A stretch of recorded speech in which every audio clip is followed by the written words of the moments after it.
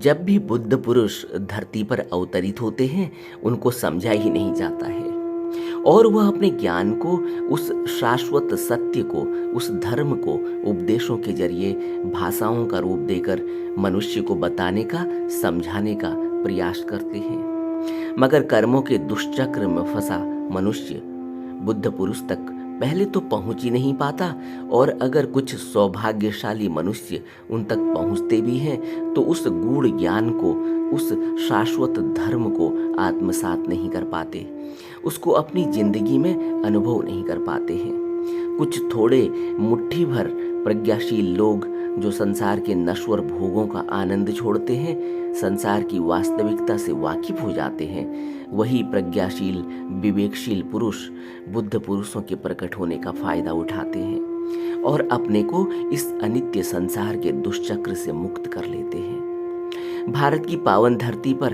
अब तक कितने बुद्ध पुरुष अवतरित हुए, शायद ही कहीं और हुए हों।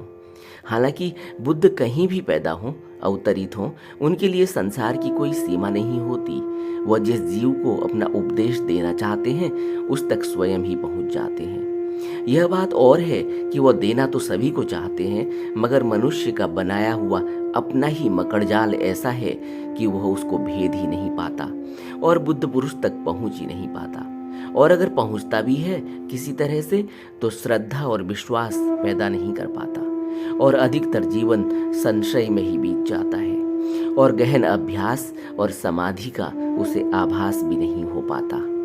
बुद्ध ने मनुष्य के इस आधे अधूरे मन से किए गए प्रयास को अपने ही उदाहरण से समझाया और करके दिखाया कि एक खोजी के अंदर किस तरह का जुनून और संकल्प होना चाहिए कि संसार की कोई भी बाधा उसको हिला न पाए। बुद्ध चरित्र के अनुसार जब सिद्धार्थ गौतम राजकुमार ने महल छोड़ दिया और उनके पिता ने उनको खोजने का बहुत प्रयास किया और अपने विश्वसनीय सलाहकार राजपुरोहित को सहायक दल के साथ जंगल में खोजने भेजा, तो बुद्ध उनको आलार कालाम के आश्रम की तरफ जाते दिखाई दिए और उन्होंने बुद्ध को राजमहल वापस चलने की विनती की।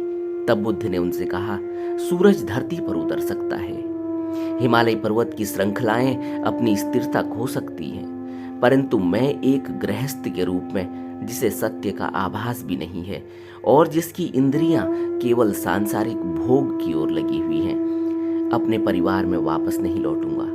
अपने लक्ष्य की प्राप्ति के बिना घर वापस लौटने से अच्छा होगा कि मैं जलती आग में प्रवेश कर जाऊं। बुद्ध की यह बात सुनकर राजपुरोहित को खाली हाथ वापस लौटना पड़ा था। अब आप स्वयं विचार करो कि क्या इस हद तक जुनून हमारे अंदर उस परम सत्य को पाने का है? क्या जो हुक हमारे अंदर परमार्थ के खोज की उठ रही है उसमें बुद्ध की तरह आत्मबल और गहराई है? क्या हम आध्यात्म की खोज में अपने को सर्वत्र लुटा देने को तैयार हैं? क्या हमने अपने आप को बुद्ध की राह में मर मिटने को तैयार कर लिया है? अगर इन प्रश्नों का उत्तर हाँ में है तो समझो कि अब आप एक साधारण इंसान नहीं हो।